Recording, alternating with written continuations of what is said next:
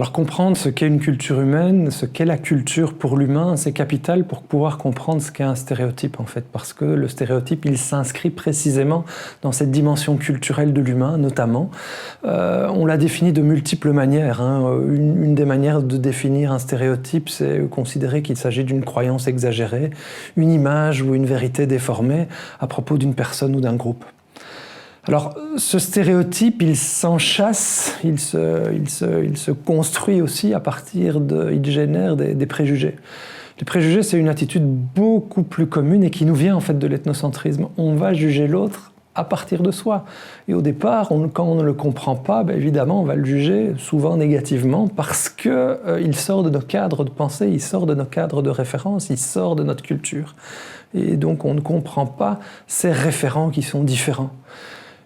C'est pourquoi le préjugé, on le qualifie souvent d'une opinion sans examen, un jugement à l'avance, une attitude marquée à l'égard d'un groupe ou de chacun de ses membres, mais a priori.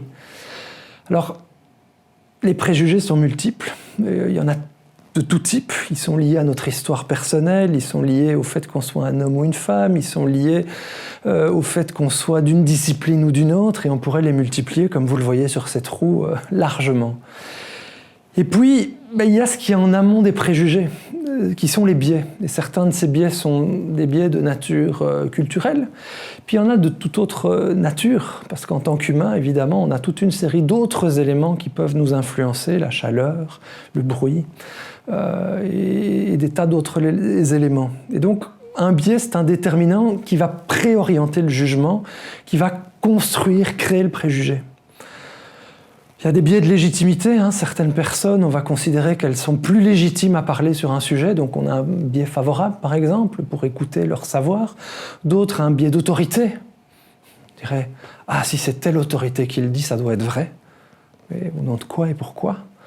Un biais sensoriel. Ça veut dire, évidemment, on sent des choses et on voit mieux. Moi, quand j'enlève mes lunettes, comme celle-ci, effectivement, j'ai un regard sur le réel un peu différent.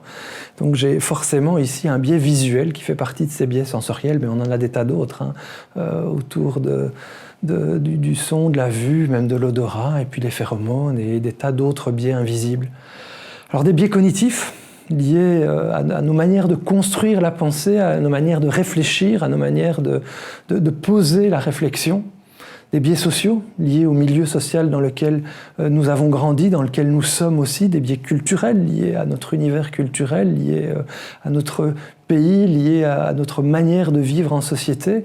Et enfin, des biais de genre, par exemple, qu'on soit un garçon ou une fille, un homme ou une femme, dans des tas de sociétés, ça va entraîner des différences de jugement, des différences de regard sur les choses, parce qu'il y a eu cette incorporation liée à la transmission, cette société qui construit petit à petit ces biais à travers l'ethnocentrisme dont j'ai parlé.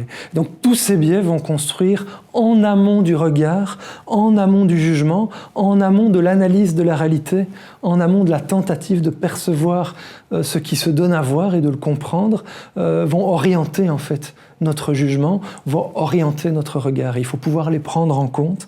Parfois, c'est extrêmement complexe pour poser le plus justement possible une démarche de savoir.